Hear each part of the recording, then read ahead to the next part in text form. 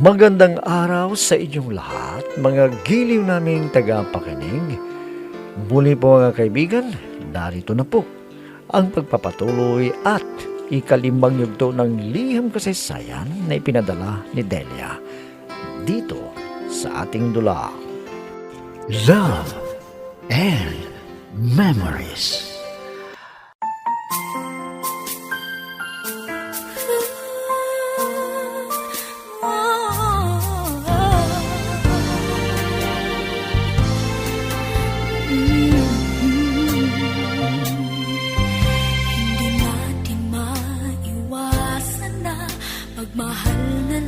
May sinusuportahan si Manny na buntis na babae.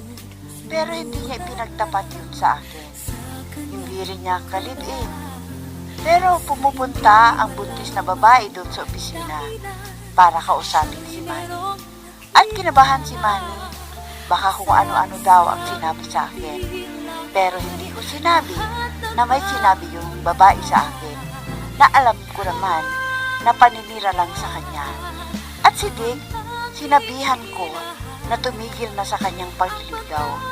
Kaya lalayo na lang daw siya para makalimutan niya ako.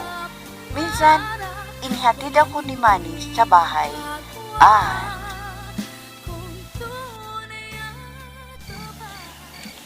Delia, bago ka bumaba ng kotse, may dapat kang malaman.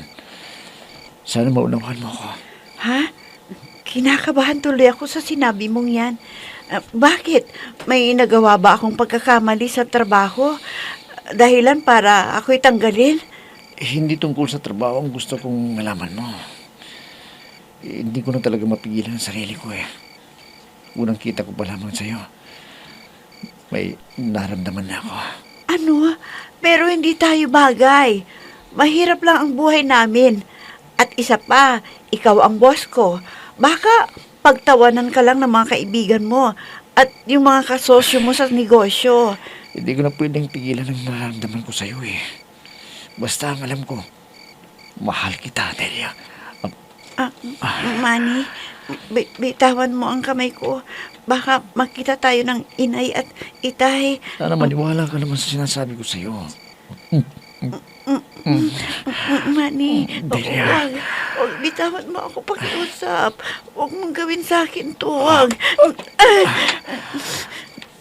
Patawad, Delia. Hindi ko talaga mapigilan ang sarili ko eh. Kaya, tawagan kita mamaya sa cellphone mo, ha? Sige, bababa na ako.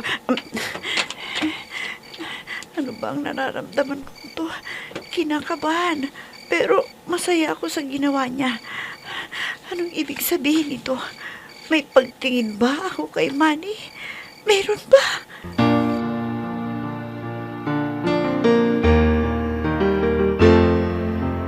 I'm so blessed I have you, 'cause you gave the world to me.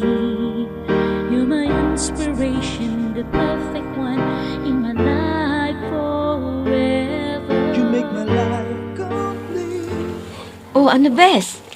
May problema ka na naman sa sinabi mong crush mo? May pag-asa ba na maging nobyo mo? Ikaw talaga, Bes. Ang bilis mong mag-isip. Siyempre, kunting pakipot para hindi niya sabihin na malandi ako. Pero, hayaan mo.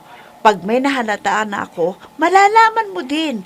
Ikaw ang unang pagsasabihan ko dahil ikaw ang kaibigan ko. Pinagkakatiwalaan kita sa lahat ng bagay. Dapat lang, no? Dahil hindi lang tayo matalik na magkaibigan, kundi parang tunay pang magkapatid ang turing ko sa'yo. Kaya lagi kang mag-ingat.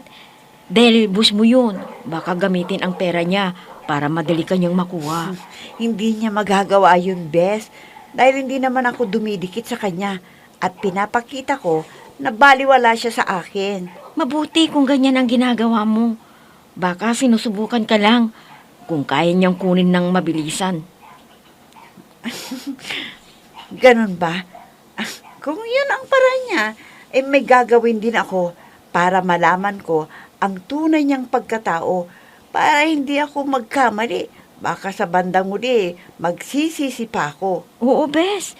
Dahil ang mga negosyante ay magaling magsalita at mangumbinsi ng tao. Kaya huwag kang basta-basta maniniwala sa mga sinasabi niya. Salamat, Bes, ha? At nandito ka na nagpapaalala sa akin na dapat kong mag-ingat para hindi ako mapasubo. Syempre, hindi rin ako papayag na may masamang mangyari sa'yo, Bes. Dahil matalik kitang kaibigan. Malulungkot ako. Kaya ingatan mo ang iyong sarili at karangalan.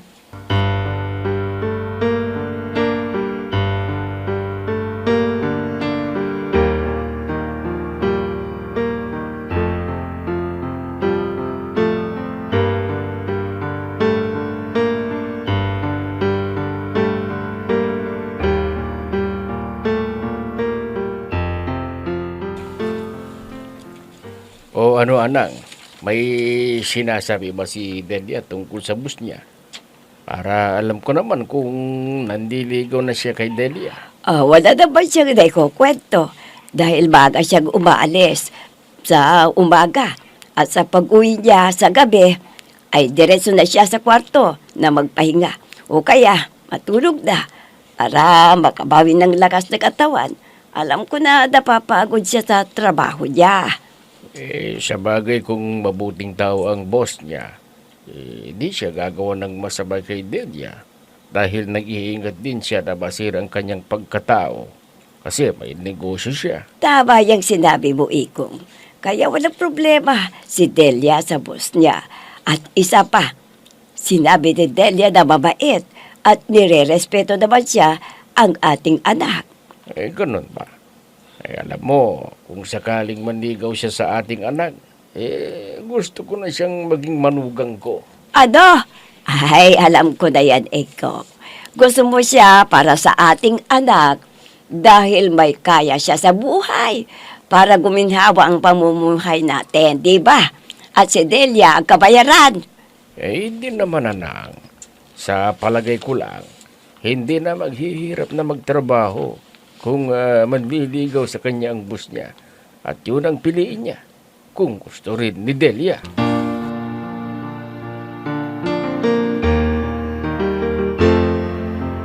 I'm so blessed I have you, 'cause you gave the world to me. You're my inspiration, the perfect one in my life forever. You make my life complete. Claudia, ano bang nangyari sa'yo? Para may gusto ko yatang sabihin sa akin. Oo man eh. Alam ko na baliwala ko sa iyo. Dahil pinilit kita na pakisamaan ako. Dahil buntis ako. Kasalanan mo eh. Pinilit mo akong uminom at nilasing mo ako. At nang nagising na ako, katabi na kita. Sinabi mo may nangyari sa ating dalawa. Pero wala akong maalala na may nangyari sa atin. Kaya hindi mo ako mapakasalan dahil duda ka. Kaya may naisip ako, sana mapagbigyan mo. Ano yun? Sige, sabihin mo. At babalik pa ako dun sa opisina. Ang mabuti pa ay bigyan mo ako ng pera. At nang makauwi na ako doon sa amin, hihingi ako ng tawad sa kanila dahil nagkamali ako. Paano yan? Kung tanungin sa'yo, kung nasa ng amalang pinagbubuntis mo. Madali lang nasabihin na ako ay niluko ng lalaking may asawa. Kaya bigyan mo ko ng pera doon sa bank account ko para may gagastusin ako sa panganganak ko. O ano, payag ka? Para hindi na kita guguluhin pa? Sige, bayag ako.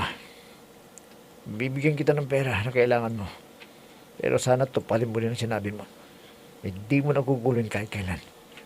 At mabuti naman at nakapag-isip-isip ka na.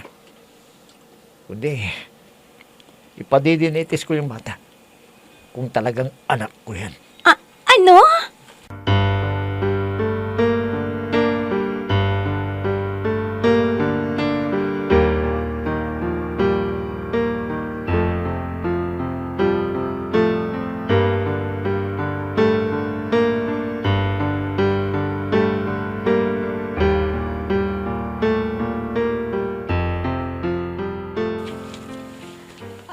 Delia, anak, may tatanong ako sa'yo. Sana naman ay hindi kami nagkamali ng hinala ng itay mo. Ho? Ano po yan, inay? May problema ba kayo ni Itay?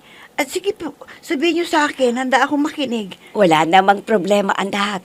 Kaya lang, Lagi kang inihahatid ng boss mo. Bakit? Nanliligaw ba ang iyong boss sa iyo? Opo, inay. Kaya lang, hindi ko pa sinasagot eh. Dahil ayokong isipin niya na pera lang ang habol ko sa kanya. Sa bagay, tama yung ginagawa mo. Huwag kang basta magtiwala. Baka isipin niya na gusto mong guminhawa ang buhay mo. Pero may nararamdaman ka ba na pagtingin sa kanya, anak? Opo, inay. Pero kailangan ko pang kilatisin kung totoo ang kanyang pagmamahal. Baka naloloko lang dahil alam niya na mahirap ang buhay natin. Oo naman, anak. Kaya isipin mo mabuti bago mo siya sagutin. At isipin mo rin ang iyong magandang kinabukasan. Opo, inay. Huwag kayong mag-alala. Lahat ng bilin niyo sa akin, tatandaan ko. Alam ko naman na ang kinabukasan ko ang iniisip niyo. Salamat po, inay, ha, sa pagmamahal na ibinibigay niyo sa akin.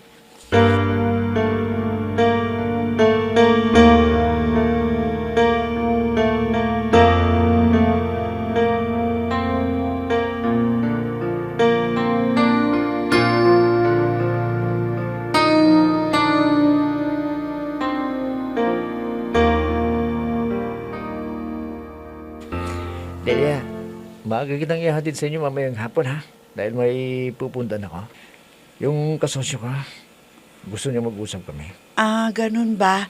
O di, wag mo na akong ihatid para hindi ka na maistorbo sa mga lakad mo. Ako na ang bahalang uwing mag-isa. Hindi pwede. Mag-isa kang umuwi. Gusto ko ligtas kang makauwi sa inyo. Kaya pumayag ka na. Ikaw ang boss, kaya wala akong magagawa kundi sumunod sa gusto mo. Baka tanggalin mo pa ako sa trabaho. Kawawa naman ang mga magulang ko na sinusuportahan ko. Ay, mabuti naman pumayag ka. Pero alam mo, Delia, kung sasagutin mo lang ako, pakakasal na kita. Hindi ka na magtatrabaho. Ikaw na lang yung mamahala doon sa grocery. Naku, hindi naman pwede yung iniisip mo. Paano yung taong pinagkakatiwalaan mo doon? Mamawalan siya ng trabaho, hindi ba? Hindi naman. Kundi sasamahan ka niya doon para alam mo na yung gagawin. Huwag mo nang ipilit ang gusto mo, Manny. Basta, kontento na ako sa trabaho dito sa opisina. Oh, sige. Kung yan ang desisyon mo, pero dadaan tayo doon sa grocery para mili ka ng mga grocery iuwi mo doon sa bahay niya. At para hindi ka na pumunta, uwag nanay mo sa palengke.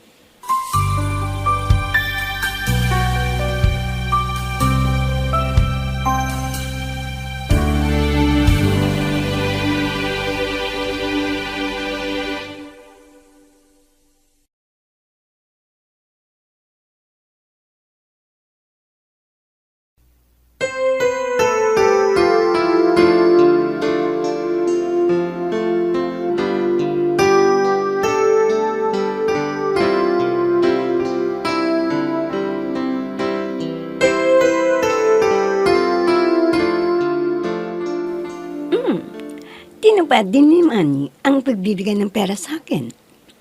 Nakuha ko na sa bangko. Kaya lang, binawasan pa. Hindi buo ang nakuha ko, kundi kalahati lang ng usapan namin. Pero ayos na rin dahil nahututan ko siya at ipapadala ko sa amin. Doon ko na ilalabas yung pera para ligtas na walang makaalam na may pera ako. Sana hindi na malaman ng lalaking nanloko sa akin at nag-utos na pirahan ko si Manny. Buti at hindi pa ako nanganak, kundi mabibisto ako na hindi anak ni Manny ang nasa sinapupunan ko. Dahil akong naghirap sa paginang pera, kailangan ako lang ang makikinabang. Kaya ngayon, uuwi na ako sa aming probinsya at bahala na yung lalaking yon na niloko niya ako. Kaya wala siyang makukuhang pera sa akin. Akin lang yun. I'll be with you for the rest of my life. From the bottom of my heart, I will. I'll always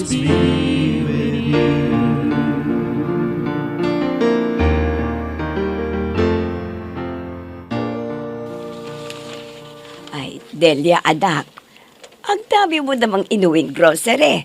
Ang ibig mong sabihin, nagsahod na kayo. Hindi pa po, inay. Bukas pa. Kaya lang, dumaan kami sa grocery ni Manny. At pumili na ako ng kailangan dito sa bahay.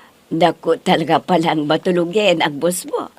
Hindi niya tayo pinababayaan sa mga pangangailangan natin. Pero anak, dapat mong isipin, baka yan ay mga suhol para sagutin mo siya. Oo nga po, inay. Alam ko na yan ang layunin niya, inay. Para mahulog ang kalooban ko sa kanya at sagutin ko na siya. Kung may pagtingin ka rin sa kanya, ay huwag mo nang patagalin bago mo sagutin. Baka makahanap pa siya ng iba, ay mawawalan ka pa ng lalaking pwedeng makatulong sa iyo para sa ating pamumuhay, anak. Sa palagay ko naman, inay, talagang mahal niya ako. Kaya ganoon ang gagawin ko, inay. Hindi ko na pahihirapan pa si Manny, kundi tanggapin ko na ang kanyang inaalay na pag-ibig. Ay, alam mo, anak, tuwang-tuwa ang itay mo. Pag umuwi ka na may dalang pagkain na di namin natitikman at mga prutas na pampalakas na katawan. At ang sabi ng itay mo ay kumbinsin kita na sagutin na si Made. Ha? Ang ibig sabihin ni itay, gusto niyang manugang si Manny dahil naibibigay niya ang inyong pangangailangan sa buhay, ganun? Oo, anak. Kaya huwag ka nang magpatumpik-tumpik pa. Tanggapin mo na si Made at pakasal na kayo sa lalong madaling panahon. Minsan ng isang simpleng ngiti ay mayroong dala, isang tapat na hangarin at pangakong dakila. Hindi man ito pinapansin, minsa'y Manny, bakit ka malungkot? May problema ka ba? Sige, sabihin mo sa akin, baka may maitulong ako sa'yo. Delia, nawalan ako ng malaking halaga eh. Dahil sa niloko niya ako. Ha? Kalahating milyon ang nawala sa akin. Ano? Paano nangyari yun? Tinakot ka ba ng mga masasamang loob at nagpa-withdraw ng malaking halaga? Hindi ganun, Delia. Siguro, naalala mo pa ang buntis na babae na pumunta doon sa pisina. Pinaniwala niya ako na nabuntis ko siya, pero lumabas din ang totoo. Ginamit lang niya ako. Isa siyang scammer. Isa pala siyang manloloko. Ang sabi niya sa akin noon, marami kang babae at nabuntis mo, iniwanan mo sila. Yun pala, sinungaling siya at mukhang pera pa. Buti nga't hindi ko siya pinakasalan eh.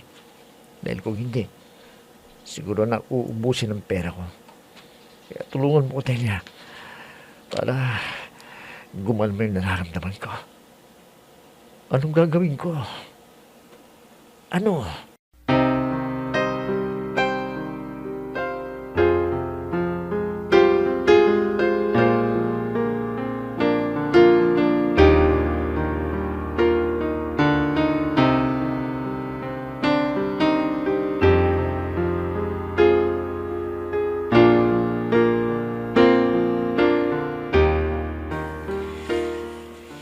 Ngayon at may relasyon na tayong dalawa, gusto ko sanang kausapin yung mga magulang mo.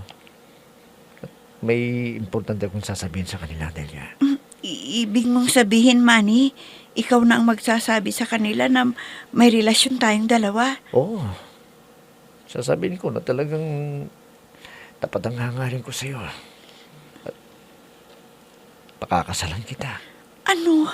Pero Manny, hindi pa ako handa na mag-asawa. Gusto ko pang pagsilbihan ng mga magulang ko. Huwag mo nang problemahin yan. Basta ako na lang bahala sa kanilang sumuporta sa pamumuhay nila. Pero... Wala nang pero, Delia. Sagutin mo ako. Pumayag ka lang na magpakasal tayo. Pakakasalan kita sa lalong madaling panahon.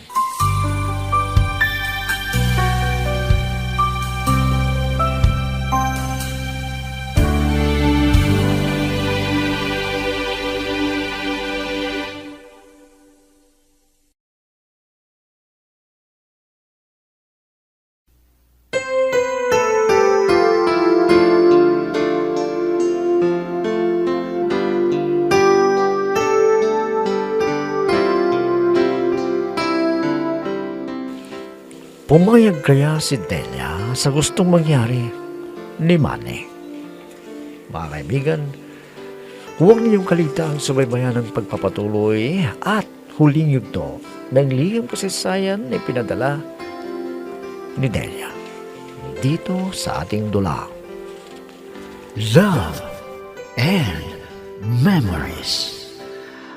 Mga nagbibigay buhay sa ating dula ay sina Mayra Abrihal Narnola, Susan Malikdem, Robert de Guzman, Yehuda Ismael, Eva Alcoriza, Jun Cabato, Ami Diaz, at si Oscar Ora.